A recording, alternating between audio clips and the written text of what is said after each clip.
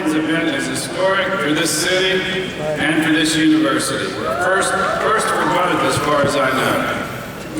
We are honored to have with us a very special guest, Senator Ted Cruz from Texas.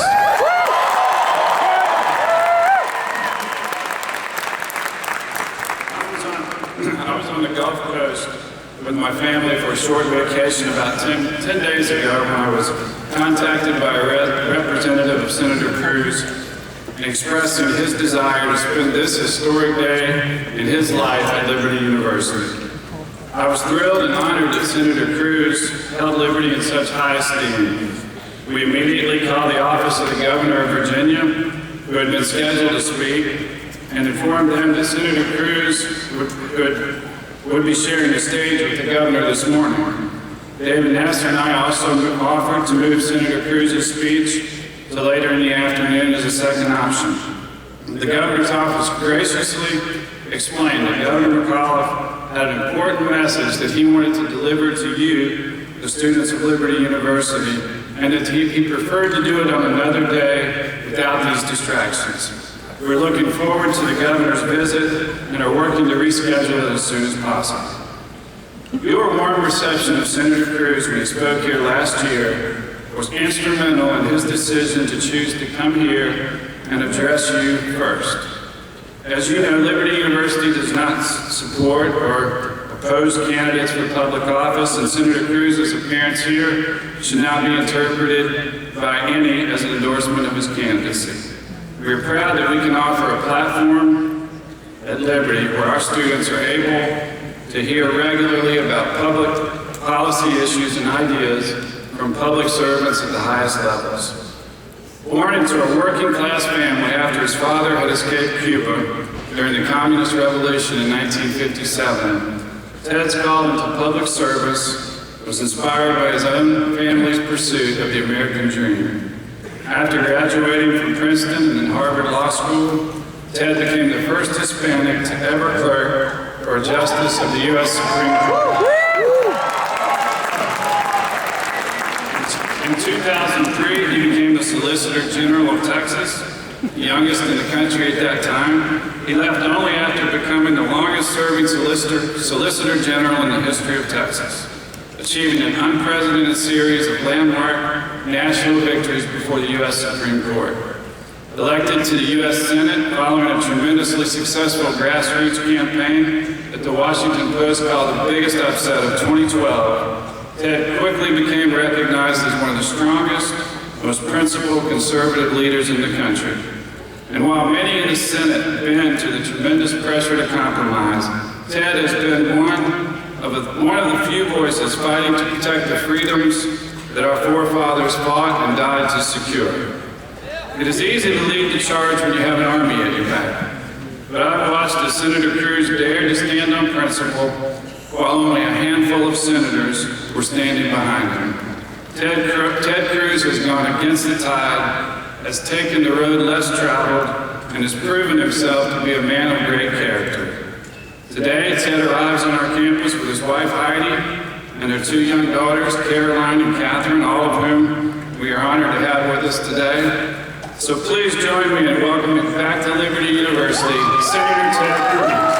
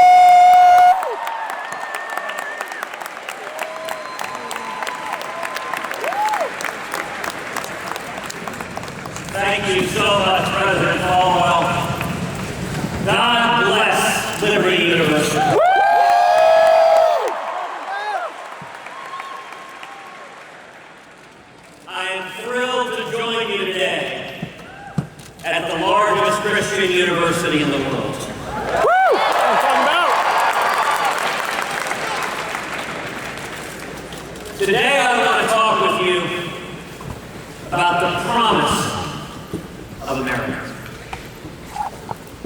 Imagine your parents when they were children. Imagine a little girl growing up in Wilmington, Delaware.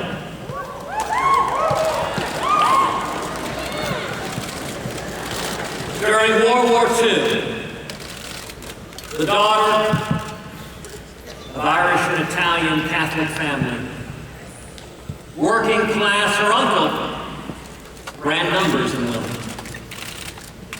She grew up with dozens of cousins because her mom was the second youngest of 17 kids. She had a difficult father, a man who drank far too much and frankly didn't think that women should be educated. And yet this young girl, pretty and shy, was driven, was bright, was inquisitive.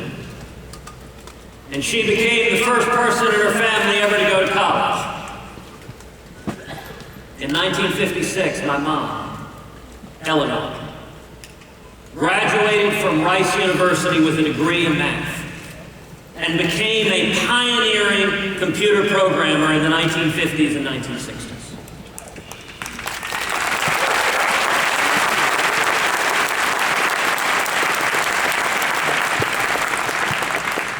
Imagine a teenage boy,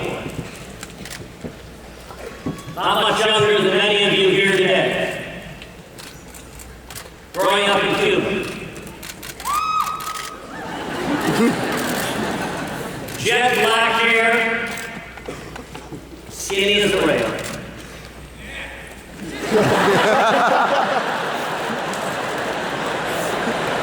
Is there someone that can identify? Involved in student council. And yet Cuba was not at a peaceful time. The dictator, Batista, was corrupt. He was oppressive. And this teenage boy joined a revolution. He joined the revolution against Batista. He begins fighting with other teenagers to free Cuba from the dictator.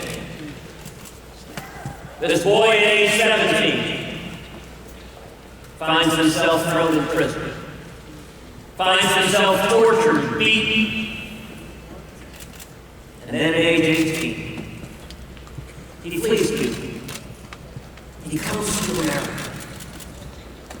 Imagine for a second the hope that was in his heart as he rode that ferry boat across to Key West and got on a Greyhound bus to head to Austin, Texas, to begin working, washing dishes, making 50 cents an hour, coming to the one land on earth that has welcomed so many millions. When my dad came to America in 1957, he could not have imagined what lay in store for him. Imagine a young married couple living together in the 1970s. Neither one of them has a personal relationship with Jesus. They have a little boy, and they're both drinking far too much. They're living a fast life. When I was 3, my father decided to leave my mother and me. We were living in Calgary at the time. He got on a plane and he flew back to Texas. And he decided he didn't want to be married anymore. And he didn't want to be a father to his 3-year-old son. And yet when he was in Houston, a friend, a colleague from the oil and gas business, invited him to a Bible study. Invited him to Clay Road Baptist Church. And there my father gave his life to Jesus Christ. Woo! Great! Good old Raul. Good old Raul.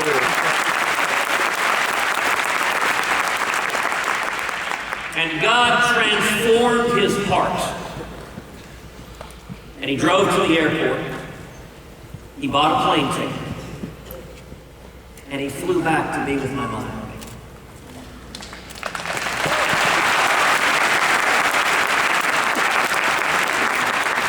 There are people who wonder if faith is real. I can tell you, in my family, there's not a second of doubt.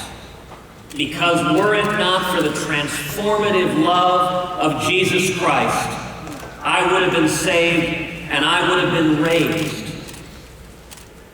by a single mom without my father in the house.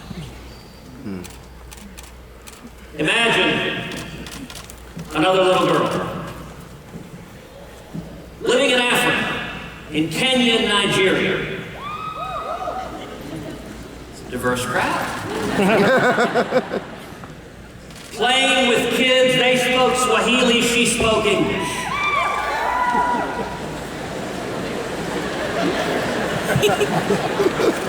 Coming back to California. Woo! Yeah! Talking about. Where her parents, who had been missionaries in Africa, raised her on the Central Coast. She starts a small business when she's in grade school, baking bread. She calls it Heidi's Bakery. She and her brother compete baking bread. They bake thousands of loaves of bread and go to the local apple orchard where they sell the bread to people coming to pick apples. She goes on to a career in business, excelling and rising to the highest pinnacles. And then Heidi becomes my wife and my very best friend in the world. Woo! Yeah!